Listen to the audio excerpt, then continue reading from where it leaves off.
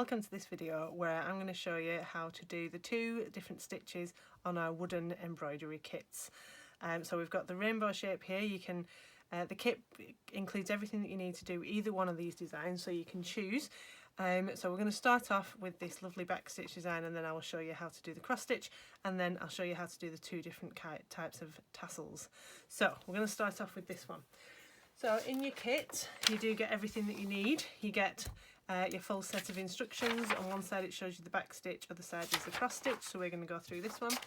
You also get your yarn needle and your measured out yarn. You get 3 meters of 6 colours. So the first instruction says cut 1 meter, and it says on the instructions to start with the one on the top, but we're going to ignore that because I'm just going to have a little go with blue, and it's more important that I show you what the stitches are. So you take your needle and thread it through there. So it says push your needle through hole 1 from the back to the front. Now on the diagram it's showing that hole 1 is down here, so all of these along this edge here are your hole 1s. If you're left-handed you can start from that side, it doesn't really matter as long as you don't start back here. So I'm going to go for this 4th row along here, so I'm going to push my needle through front to back, back to front, can only be wrong, can I? And pull it through there, and it says to leave a tail of about 10 centimeters, so that's about that long. All right, then it says push your needle down through hole 2, nice and simple. Pull that through there. Got to keep hold of that bit a little bit there, otherwise you'll pull it through. It says to bring it up through hole 3 and then back down through hole 2. So it's just a classic back stitch. There is nothing complicated about this.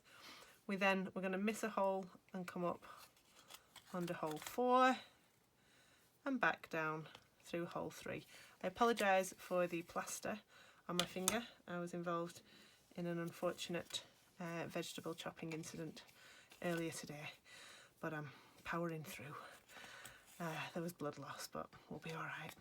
So we go up through the next hole, down through the previous hole, and we do that all the way along, up through that one,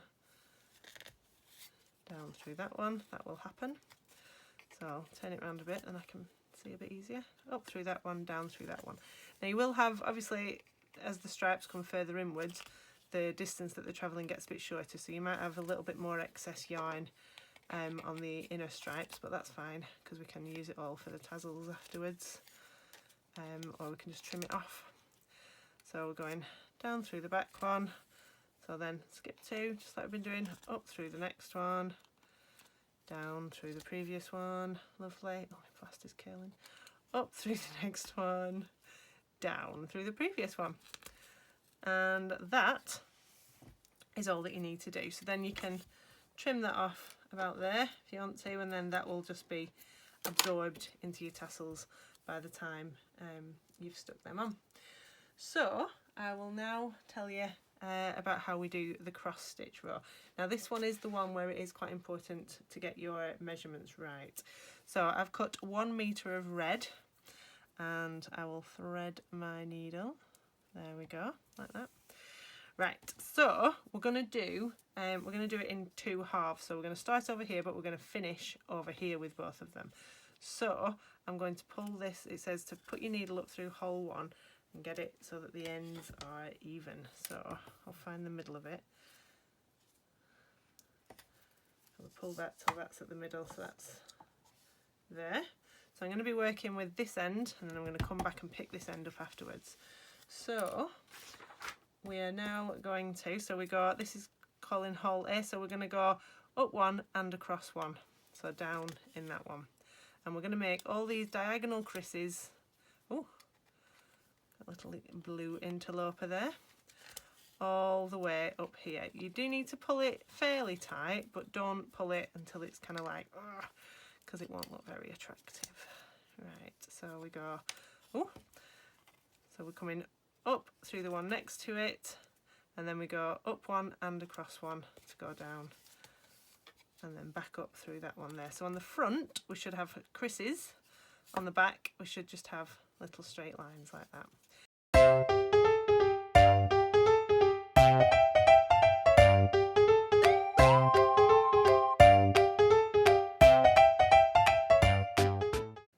finish off going down through that last hole there. So then we come back to this end, take your needle off this one, thread it back onto this one, and we're going to go, so we've been in that one, so I'm going to come back up this one, and this time we've done all the creases, so now we're going to do the crosses. So I go in that one, so I'm across there diagonally, up in the next hole along, so I'm still following the exact same lines on the back.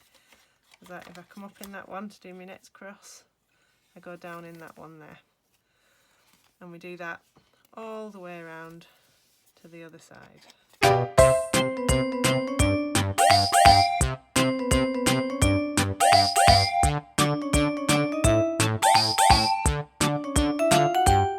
So we've got to the end, both ends are at the back, so I'm just going to turn it over, just tie a little double knot, not too tight, just tight enough to hold it secure.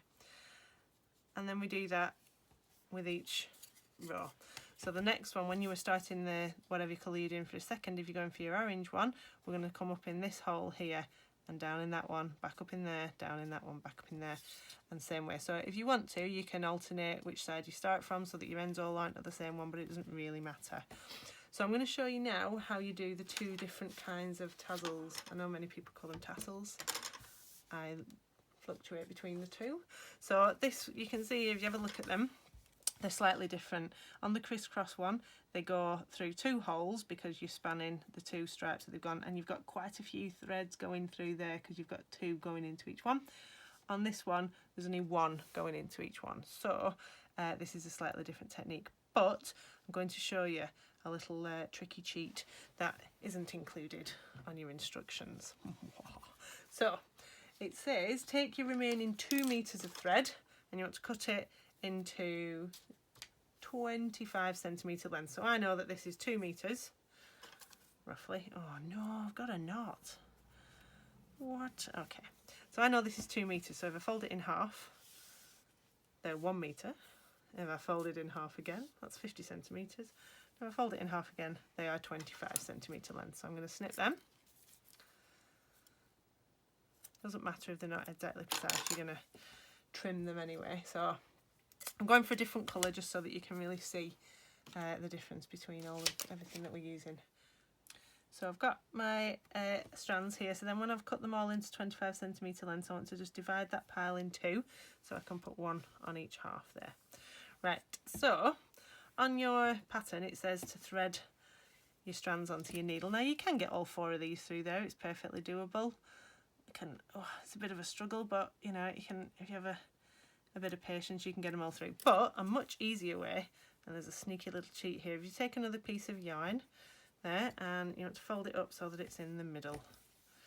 It's always easier to thread 2 strands onto a needle than it is to thread 4, and it's also a bit easier to get this through. So it says to go through the holes from the front to the back, so I'm going to push my hook. I'll do it as if we're going into this one here. I'm going to go through there, front to back, and you pull it through, just not all the way, just so that you've got enough room to put your fingers through. What you're going to then do is bring this loop down here, open it up and poke those in through there and pull them down. If you tighten each one up like that, you'll get a nice neat knot. This is called a lark's head in macrame, in case you were wondering. It's a very common starting knot in macrame. So there we go. So we'll now have a go at doing the tassel for the cross stitch one. Now this is a slightly different technique, so if you look, we're going to be going through 2 holes, whereas on that one we just went through 1. So we're still going to use, so we'll use the other half of that colour there, we're still going to use our magic little needle trick here, but we're going to just do it up at this end here. You don't want it in the middle this time. So thread them onto there like that, and then get yourself a little bit of, as if you were sort of sewing thread there.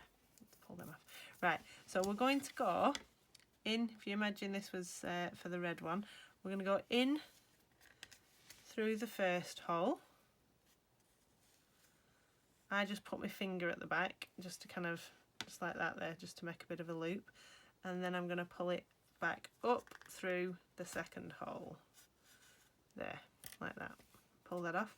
I've then got my ends again at the front, got my little loop at the back.